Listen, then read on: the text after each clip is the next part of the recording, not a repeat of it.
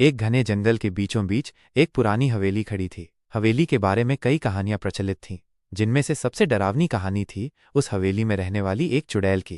कहते हैं कि कई साल पहले उस हवेली में एक क्रूर जमींदार रहता था। जमींदार की एक खूबसूरत बेटी थी जिसका नाम मोहिनी था। मोहिनी एक दयालु और सुशील लड़की थी, लेकिन उसके पिता उसे बहुत प्रताड़ित करते थे। एक दिन जमींदार ने मोहिनी की शादी एक बूढ़े और बदसूरत आदमी से तय कर दी। मोहिनी इस शादी से खुश नहीं थी, लेकिन वो अपने पिता के खिलाफ कुछ नहीं कर सकती थी। शादी की रात मोहिनी ने आत्महत्या कर ली। उसकी मौत के बाद उसकी आत्मा को शांति नहीं मिली। वो एक चुड़ैल बन गई और हवेली में भटकने लगी।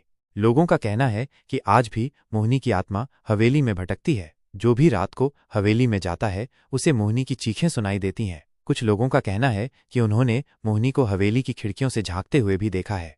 एक बार कुछ दोस्त रात को हवेली में गए। वे मोहिनी की कहानी से डर गए थे, लेकिन वे यह भी देखना चाहते थे कि क्या ये सच है। वे हवेली में घुस गए और चारों ओर घूमने लगे। अचानक उन्होंने एक ठंडी हवा महसूस की। उन्होंने देखा कि एक धुंधली आकृति उनकी ओर आ रही है। वे डर गए और भागने लगे। वे हवेली से बाहर भाग गए और कभी वापस नहीं आए। उन्होंने कसम खाई कि वे कभी भी किसी को हवेली में जाने के लिए नहीं कहेंगे। आज भी लोग हवेली से दूर रहते हैं। वे मोहिनी की कहानी से डरते हैं और वे नहीं चाहते कि उनकी आत्मा उन्हें परेशान करे।